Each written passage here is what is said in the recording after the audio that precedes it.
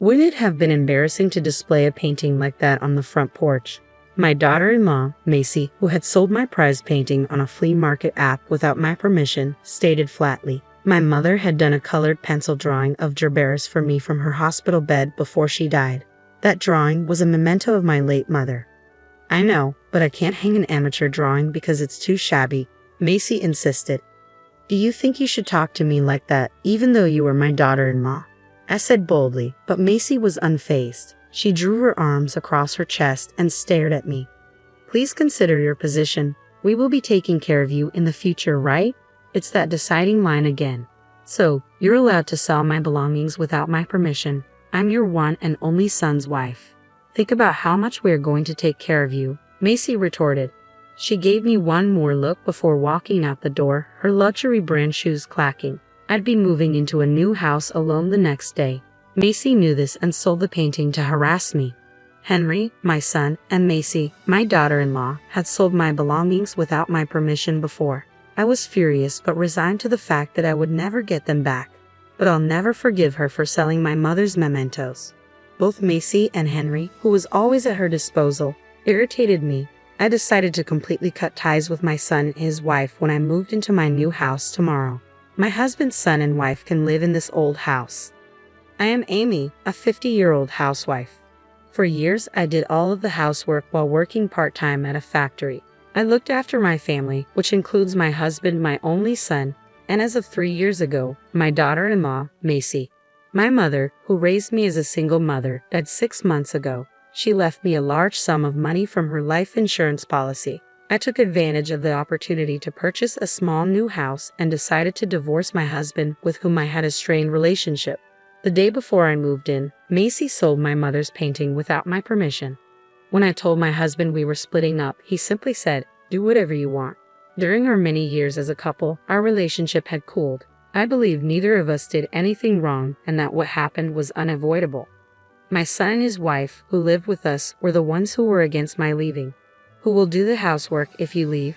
Aren't you a housewife?" my son asked. "I am a civil servant like Henry, so I am not like you, who only works part-time," I retorted. "It's appalling to hear a mother throw her family out of the house," my son's wife chimed in. They both continued to complain as I was packing. "First and foremost, why are you buying a house now?" my son questioned.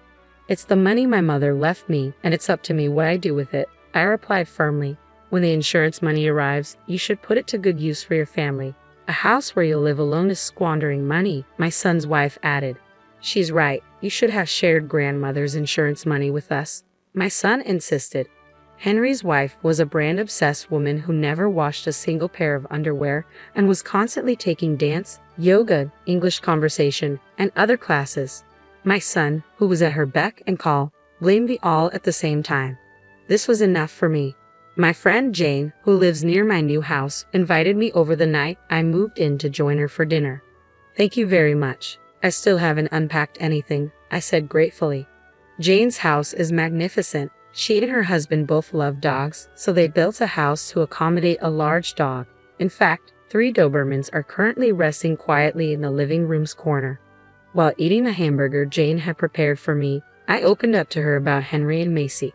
"What's the deal with your daughter-in-law? And I'm sorry, but your son is also pitiful," Jane remarked. "Henry used to be a stronger person, but now he's at the mercy of his wife. I'm tired of it," I sighed, feeling a sense of frustration. One of the large dogs approached me and nuzzled my feet, as if to console me. It was Hannah, the female of the 3 Dobermans. "Hannah is much gentler than my son. All of our dogs are smart and good," I said, petting her gently. Jane, being so good with dogs, used to be a trainer. Her 3 new dogs, although large and scary in appearance, were really gentle and extremely intelligent. They would never attack anyone, but they would bark at uninvited guests if Jane instructed them to. "I wish I had a dog as gentle as Hannah is," I remarked. "Why don't you get yourself one? I'll train it for you. Indeed, you're free to do whatever you want as of today in your new house. You begin a new life, isn't that right?" Jane suggested. I thought so too. "Macy and I are moving to my parents' house next month," I shared. At the end of the month, my son called me with surprising news. I had just gotten used to living alone and was starting to enjoy my independence. I reflected. "Your parents' house? "Oh, you're moving to Macy's parents' house," my son said. "No, it's my mother's house, my home. You already live at your father's house," I clarified. I wasn't sure what he was saying, but I knew one thing for certain. I was ready for this new chapter in my life. I spoke with Macy after realizing that my parents' house belonged solely to my mother, not my father. We decided to move to her house. "No, my house isn't big enough for the three of us," Macy objected. I was adamant about not putting up with Henry and Macy bossing me around and making me do all of the housework. "But one of the rooms does have a place to sleep. You can sleep in the living room corner, and we can use that space as our bedroom," Macy suggested.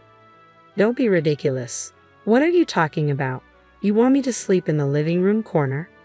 I could feel my face getting hot with rage.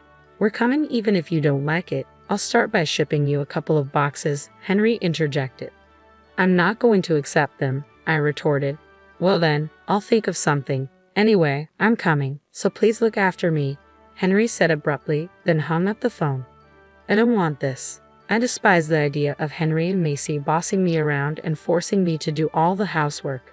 That is something I will not allow to happen, I declared to Jane the next day as we went to a family restaurant. I wanted her to listen to my story. "I'm sorry, but you have the worst son and daughter-in-law," Jane remarked as she sipped her latte. "You must not accept it under any circumstances. You must politely say no," she continued. "Well, since it is those two, they might hire a moving company. I don't know what to do," I replied, feeling overwhelmed. To wash down my pitiful feelings, I took a sip of jasmine tea. "I enjoy this tea, but it is quite bitter," I remarked. "It is difficult to say no when the movers will come. If we're not careful, we might get into trouble," Jane observed. "We have to do something to make them not want to come to my house. I can't stand the way they're acting," I insisted. "Well, we could ask my children for help," Jane suggested. "What, Hannah and the dogs?" I asked, referring to Jane's 3 kids, her 3 beloved Dobermans.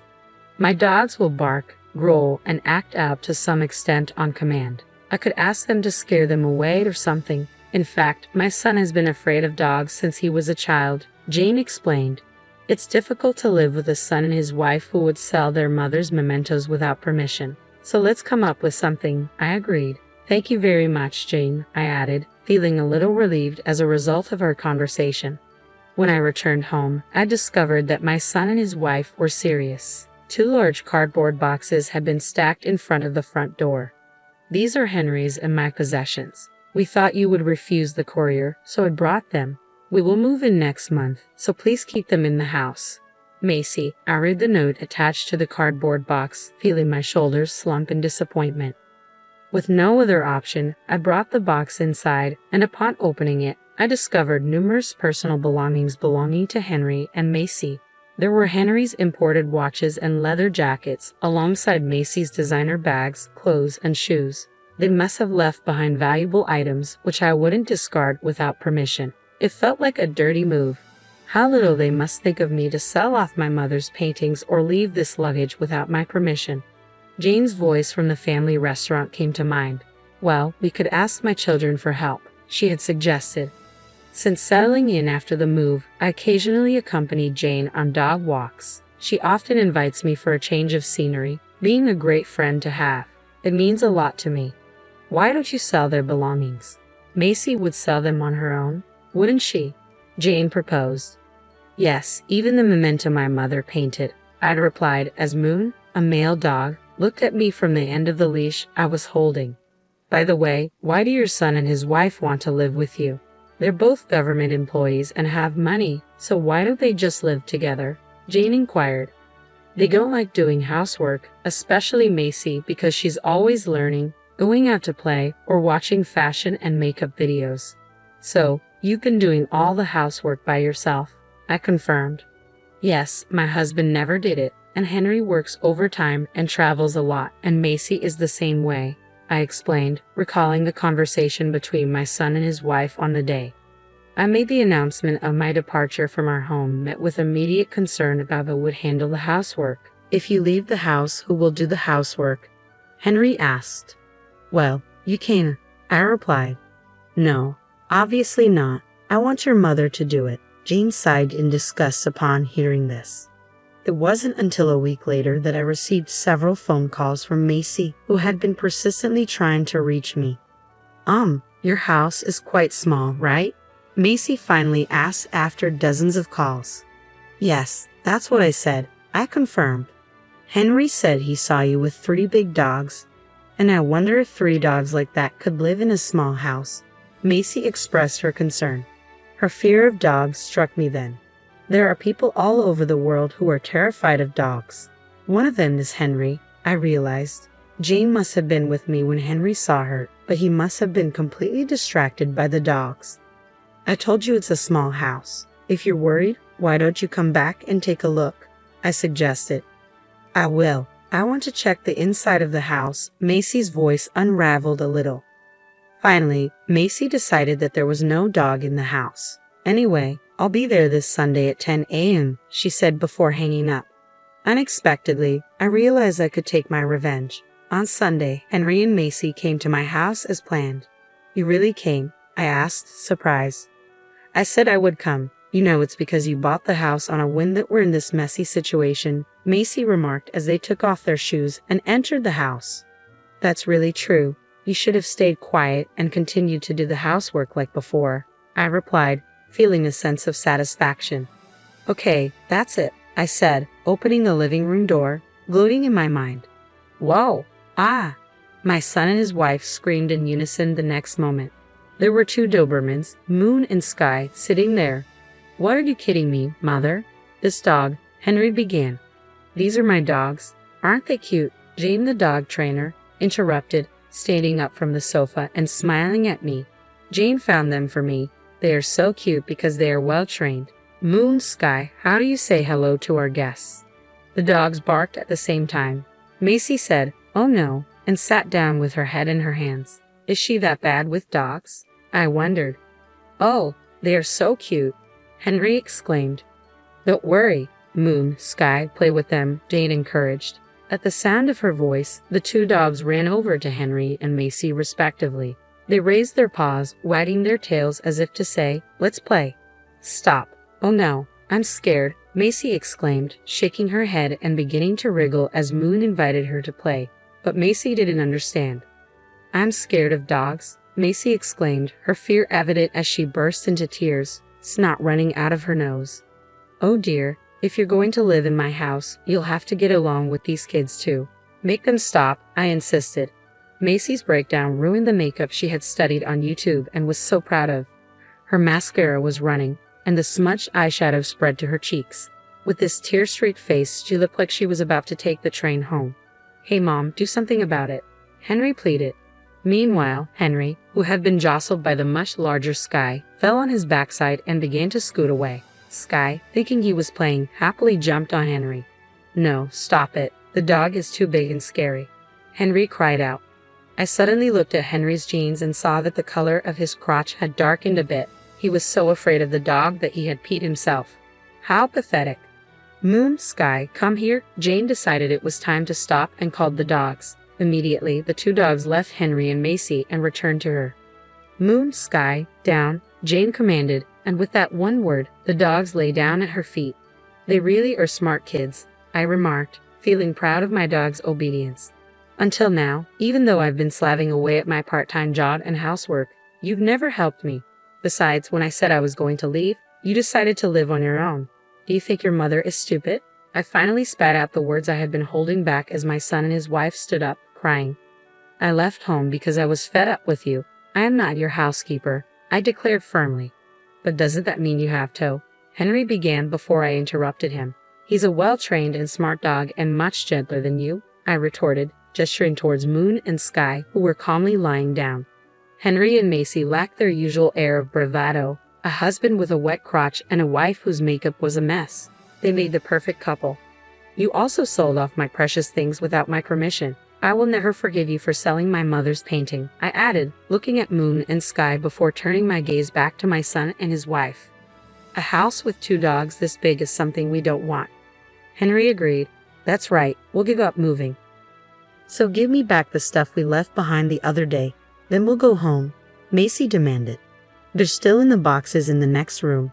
Take it and get out of here, I replied, pointing to the next room. Henry and Macy took a wide turn to avoid the dogs before opening the door. Whoa! They both screamed again and fell on their butts as they saw another Doberman, Hannah, sitting right next to the boxes in the room. Mom, the boxes, please get them, Macy pleaded. I don't want to. You brought them yourself, so take them yourself, I insisted. Peeking into the room, I saw Hannah just sitting there with a calm expression on her face. I can't go near a dog like that, Macy protested.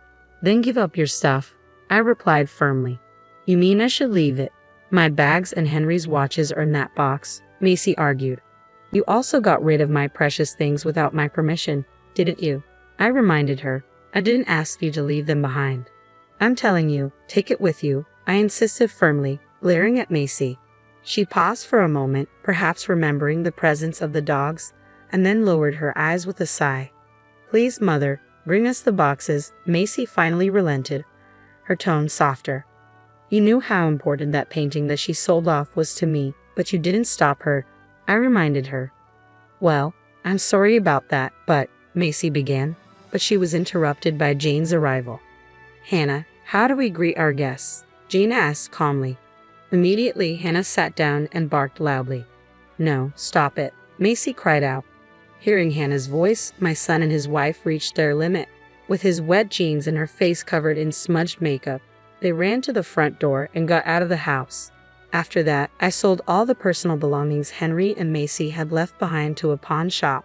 I discovered that their belongings were of considerable luxury, with Henry's watch having a surprisingly high value and Macy's bag being of a particularly high class. The extravagance of these items left me in a state of dismay. Back at her house, Macy ended up being responsible for all the household chores. My former husband did not like Macy's housework. He constantly complained that the food was bad, the house was dirty, and the laundry was piled up. Macy could no longer go to her lessons because of her housework, and she gained 10 kilograms due to the stress. All of her frustration seemed to be directed at Henry. Mom, I'm at my limit, Macy finally admitted, starting to hit me. She's been fighting with Dad all the time. I want a divorce. One day, Henry called me, his voice exhausted. You chose your own wife, didn't you? You can take care of yourself. Of course, I would not give advice to Henry. I was sick and tired of being involved with that couple. Meanwhile, I bought a female Shiba Inu and asked Jane to train her. She's going to be a great dog. Jane smiled as she patted the head of the puppy I named Rio. Really, it's all thanks to you. I'm sorry for making the dogs play such an unpleasant role. Okay, I replied. When I heard what you said, I was more upset than you were. But from now on, you and Rio can live together peacefully. Yes, from now on, I will enjoy my life and my time, I affirmed, feeling determined as I gently picked up the puppy.